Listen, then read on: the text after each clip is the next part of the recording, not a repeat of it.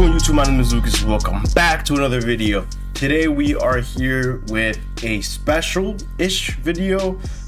This is just going to be something that I'm gonna surprise my brother with. He has no idea that I'm going to be reacting to his video. This was something I was gonna plan on doing one way or the other, except we have a problem, folk. As you guys can hear, I'm congested.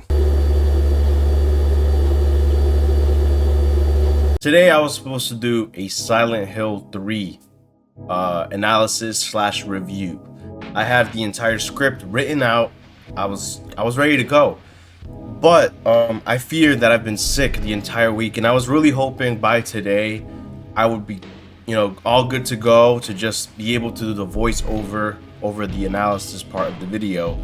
But I hate how I sound right now. I don't want to take away from the experience of the video for you guys, because I just sound congested. I sound like I'm holding my nose, and I hate that. I hate hearing people that sound like that. That's just a me thing, and I hate it. I cannot stand it, bro. And it's on the way out, unfortunately, so I'm gonna have to postpone the analysis video. By the time you guys are seeing this, the Silent Hill 3 finale just went live on the channel, so enjoy that. But I wanted to do the Silent Hill 3 finale and then have the analysis ready to go, but unfortunately that's just not how things have been lining up for your boy. Again, I'm sick, and I can't even record it, let alone have to edit it, and that's gonna be a lot of editing for me. So I'm gonna record a couple of videos before the analysis drops. I'm gonna record this, and then I'm gonna record a horror demo, and then I'm probably gonna start putting up Monster on the channel, if I had to guess. Spoiler alert, that's the next anime we're watching here. So apart from that, we're just gonna do this. We're gonna react to my brother's Terrors on the Internet Volume 2. He puts in a lot of effort into these videos, and I mean a lot. I'm sure he's taking inspiration from horror videos that me and him like to watch. Not together, of course, but like we both like to watch similar content, at least when it comes to like the horror space. And I'm sure he's taking a little bit of inspiration from certain people over here and over here, and he's just put them all together to make it into a unique experience for his channel. Even went out of his way to make an opening and stuff like that, and it's just really good. And I love how much effort he's put into these kind of videos, and that's why I kind of want to react to it, because I want to like genuinely I want to appreciate this, you know what I mean? Like I can't just watch this on my free time. Like I gotta really appreciate what my brother's doing here. Now if he copyright strikes me, I guess we can just get right into it. Woo!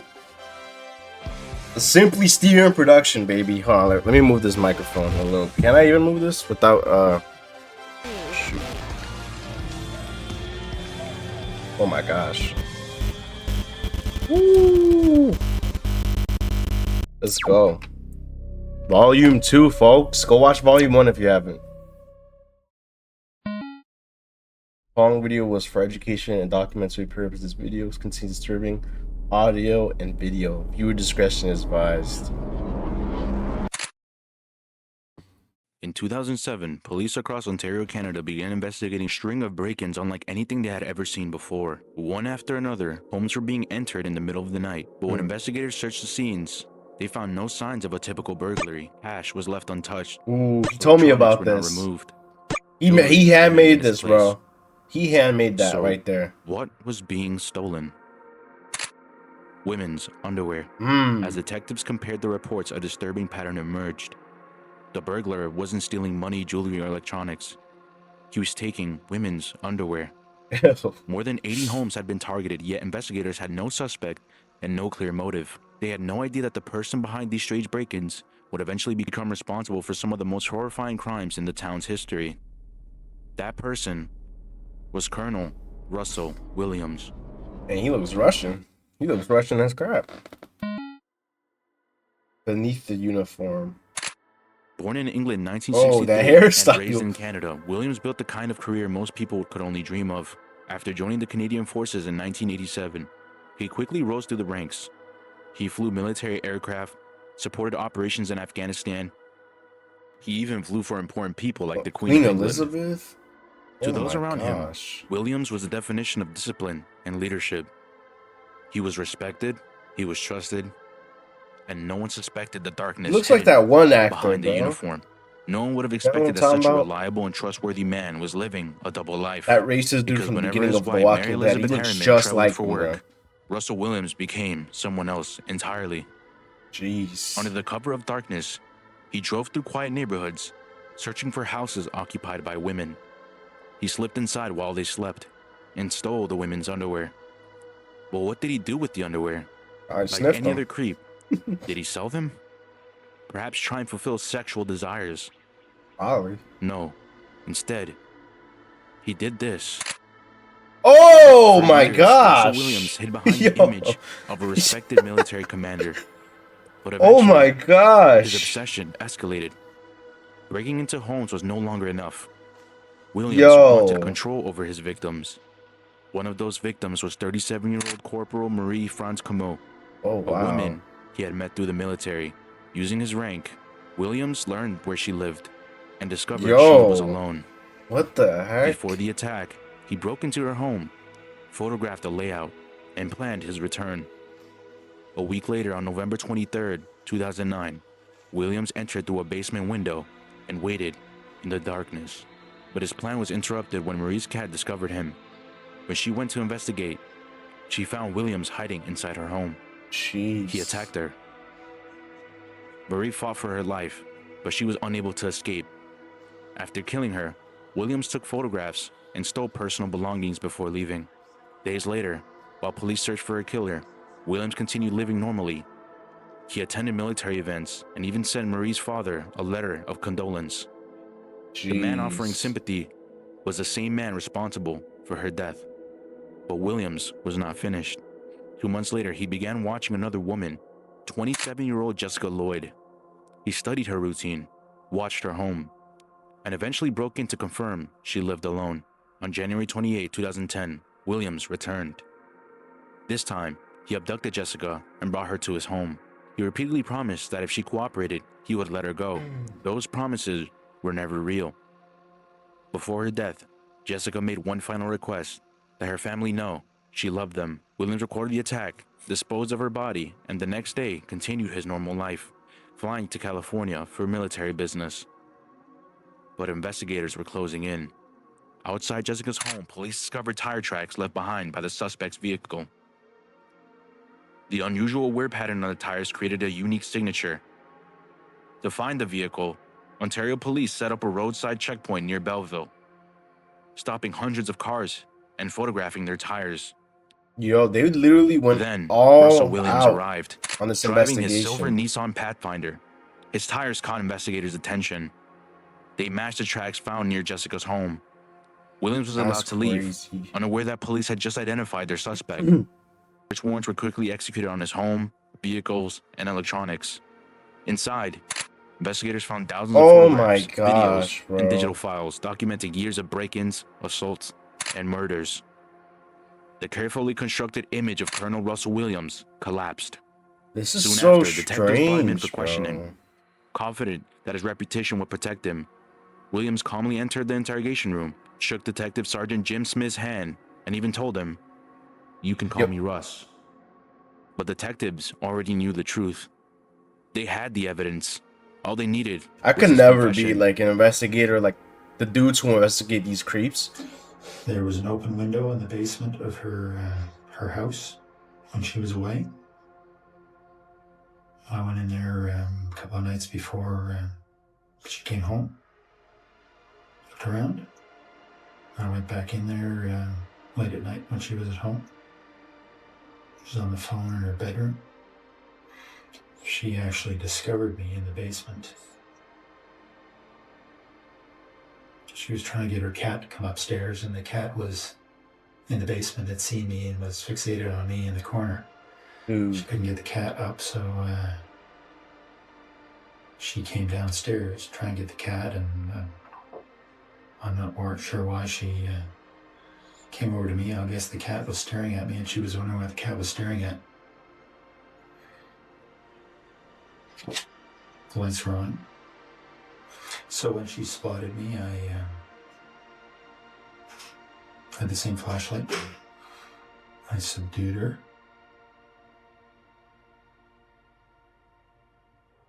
tied her up, brought her upstairs.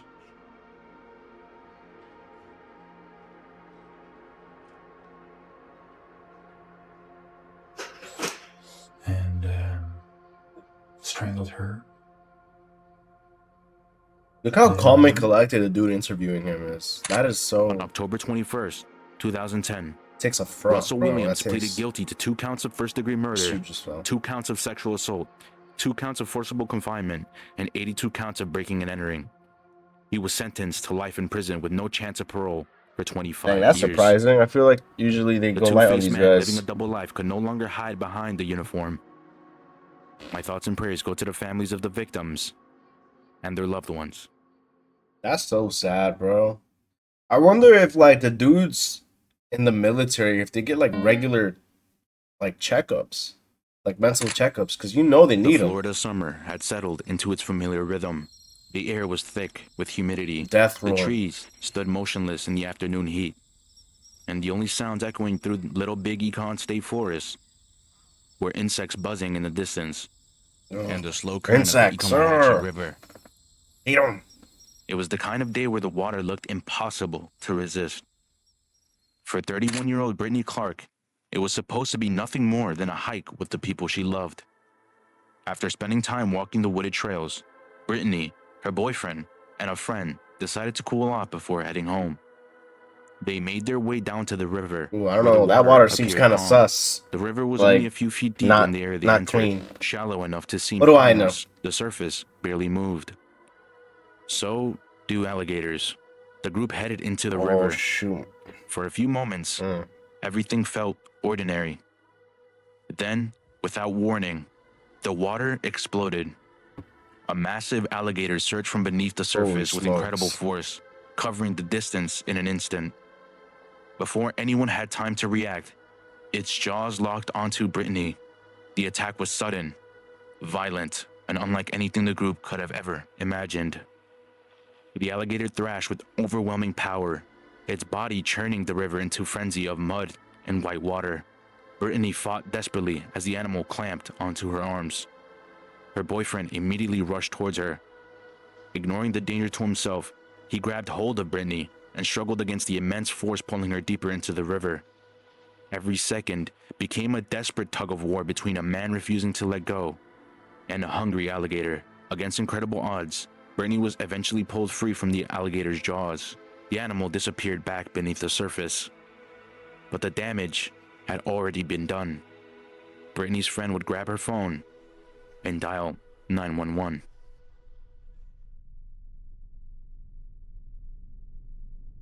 I might cut this from my video.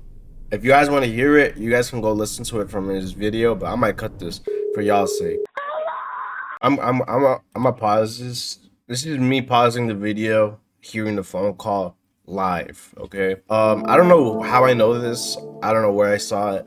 But I know, like, when you get hit with something, like when you endure as a human a lot of pain, there's so much adrenaline running through you all at once.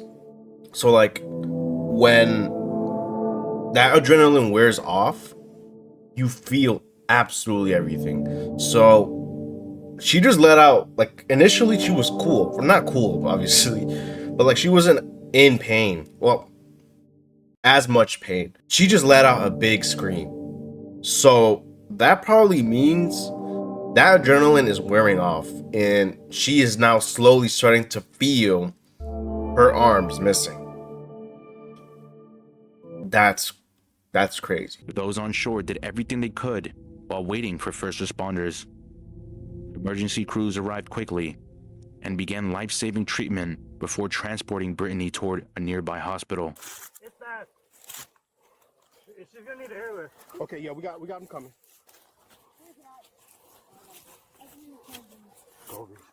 Oh my gosh. What's the number, baby? 916. Did she pass out from the pain, bro? Oh my gosh. You could low-key see it through, bro. This blurring. Like, you could see the colors, bro. Oh my gosh.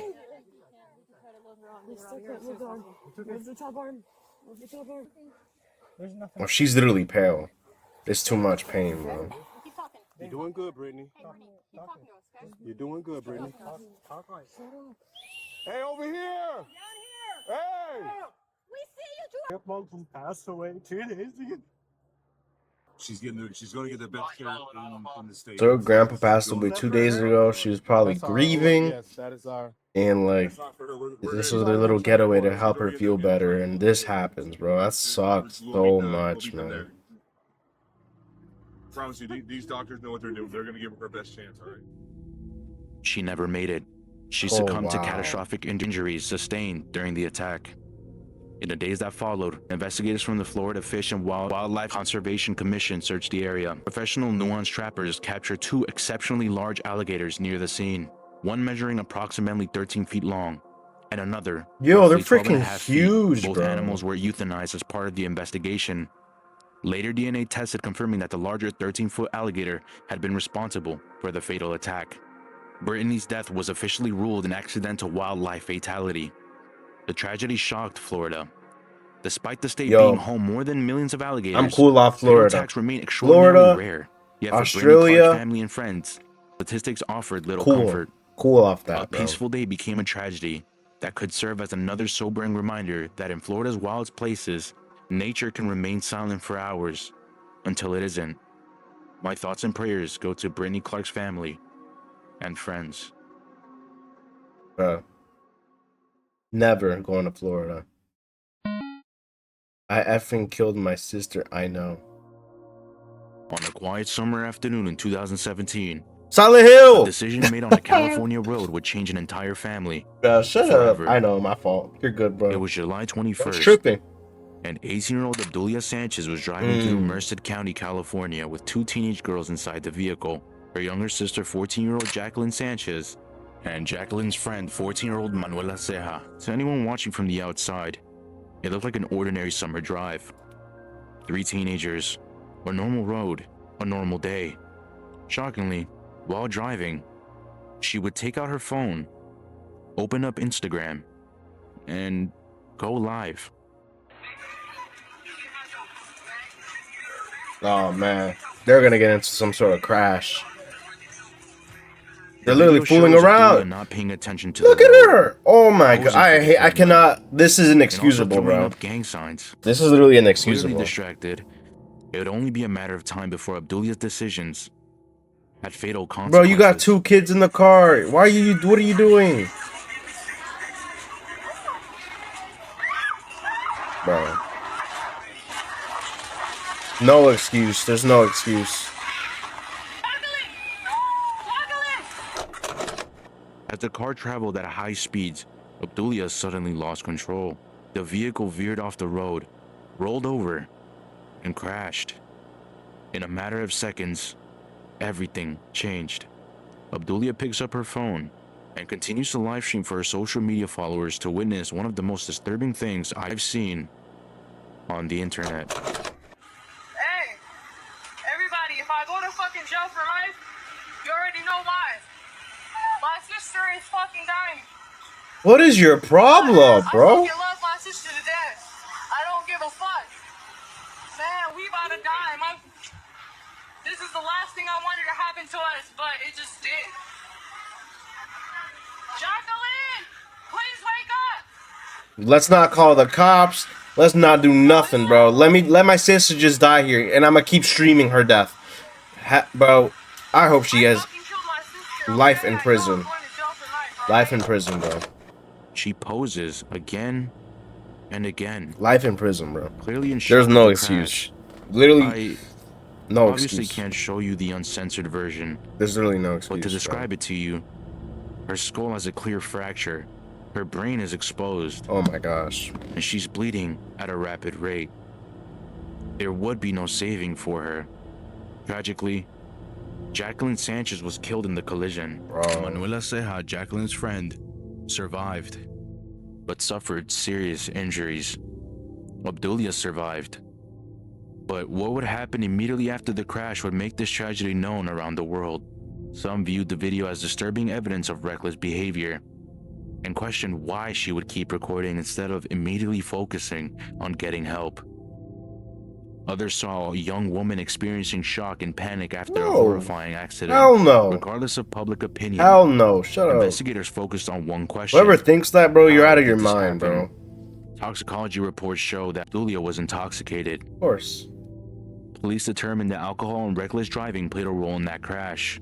Prosecutors argued that Abdulia's decision to drive while intoxicated You can directly already caused imagine her sister's death. They. The case became a discussion about responsibility. I'll say my thoughts for the social end. media. One careless decision can permanently alter multiple lives. In 2018, Abdulia Sanchez went on trial. The prosecution argued that she made the choices that led to the crash and should be held accountable. The defense argued that while Abdulia had made a terrible mistake, she never intended to harm anyone, and that the death was a tragic accident. The jury ultimately found her guilty of vehicular manslaughter while intoxicated and other related charges. She was sentenced to prison. After serving time, Abdulia was eventually released in 2019. For years, her name remained connected to one of the most infamous crash videos ever shared online. But her story did not end there. Years There's after more. the accident that made her known across the country, tragedy found her again. She did it again. And our breaking news tonight, the woman who live streamed a crash Dies in her shooting. teenage sister near Los Banos has died in a drive-by shooting. The San Joaquin She got County killed. Medical Examiner says 29-year-old Abdulia Sanchez was shot last night in Stockton and later died. On December 2nd, 2025, Abdulia Sanchez was killed in a drive-by shooting in Stockton, California. What? Authorities reported that she was fatally shot and another person was injured during the attack.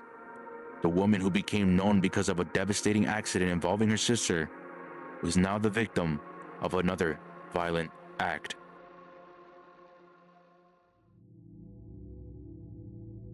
The story of Abdulia Sanchez is a complicated one. It is not simply a story about a crash, a conviction, or a viral video. It's the gang It sign. is a she was story about a throwing. single moment of poor judgment that destroyed a family, changed multiple lives, and followed everyone involved. Either she for was years rapping afterward. something she knows she was not about, Summer Drive became a or tragedy. you know, she got caught in A phone something. recording became a worldwide controversy, and years later, the person at the center of the story met a tragic end of her own. In the end, the case serves as a reminder that one decision, one moment, can create consequences that last far beyond the moment itself. Please, I beg, be safe on the road. And I hope Jacqueline and Abdulia are at peace. I pray for the victims and their loved ones. That's going to conclude today's video. Dang. I hope by this point I've earned your subscription. So if you're new around here, please Y'all hear like him. the video. and Y'all hear subscribe. him. Go check it out, man. I'm going to upload terrors on the internet once every 2 weeks. I hope that's not a bad schedule. Today's video is a quick reminder that our lives can change in a matter of moments for the worse. Yeah, that's Please, a big commitment hold your for loved my ones. brother, man. And enjoy every day like it's your last. This guy. God bless you guys. I hope you enjoyed. And good night. Hey, bro. That's cool. That's cool. Hold on. I'll explain why I'm laughing. Hold on. I'm laughing because there's one thing I've learned from doing YouTube videos is when you set a date for yourself, like a schedule, it's low-key hard to meet. You know, you kind of put that expectation out there.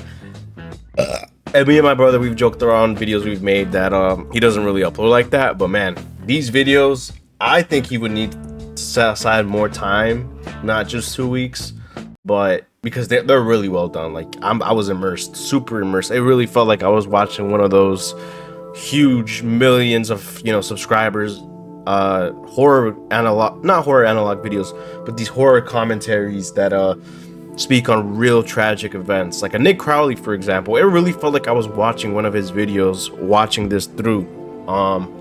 So again, Nick Crowley posts every couple months, you know what I mean? So if I was my brother, I would set aside a lot more time just so he's not so time crunched.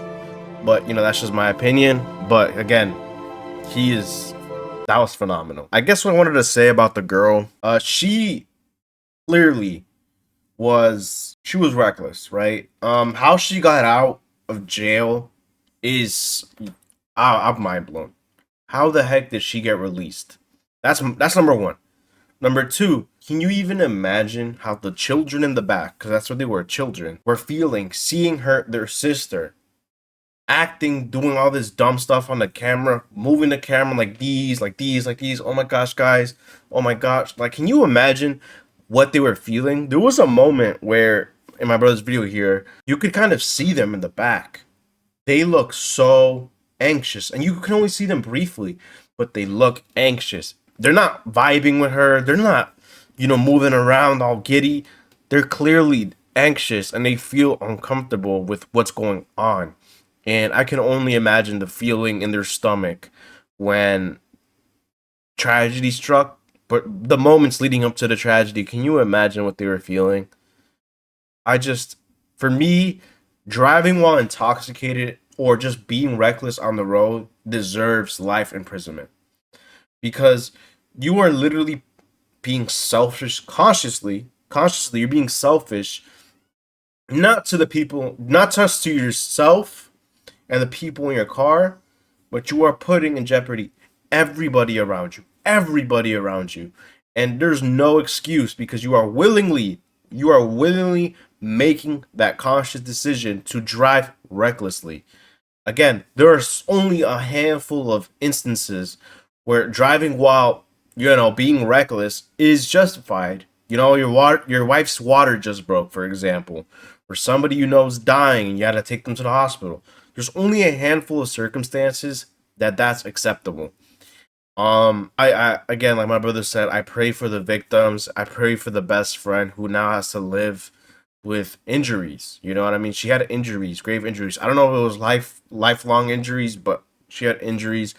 She's doing better. I pray for the family. Um, just wow. The woman who passed away from the alligator. That is so tragic, man. Just wow. I could never go to Florida, bro. That's just heartbreaking. I feel so bad for the husband, man. He literally was probably just trying to get the girlfriend or the wife out of the house. Your grandfather just passed. You probably feel horrible. Get out of the house. Let's go. Let's go on a hike. Let's go have some fun. And that happens, and that's so tragic. But again, like my brother said, nature will be calm for so long, and then just like that, it can switch up on you. And especially in an area where alligators are very present, they should have been a lot more cautious. They shouldn't have even gotten in the water. No matter what, dang well, they could be around, and you don't take the chance. You never take the chance. Never, ever, ever. You wouldn't go into an ocean where sharks could be around. Not saying that sharks are dangerous, which, Josh has done irreparable damage to me. But I would not take that chance. And as for the guy, the first guy, like my initial point was, I wonder if the military does exams, like mental exams, to kind of like check out how these guys are doing. Because certain time in the military could be detrimental to their mental health, certain wars, but as well as like just the pressure they're put under, and that could really do a number on their mental. I really hope they're doing mental health checks, and I hope I'm not being a little bit too inaccurate with what I'm saying here. Nevertheless, you guys, that was Terrors of the Internet Volume 2. Please go check it out. If you want to hear the actual alligator phone call, go check it out. My brother's video, link in the description below.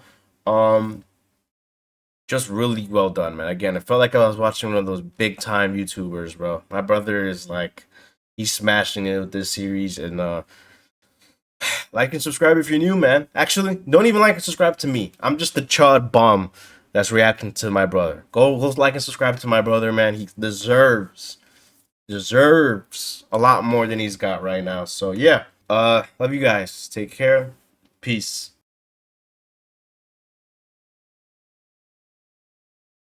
For you guys that are new here, I have started recording prayers at the end of my videos, especially for the videos that I've recorded anyway. So like I've said before, lights off apart from this light, because I can't really turn it off. I would have to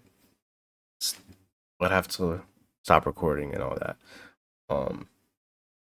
But yeah, lights off because the Lord is the light. Okay.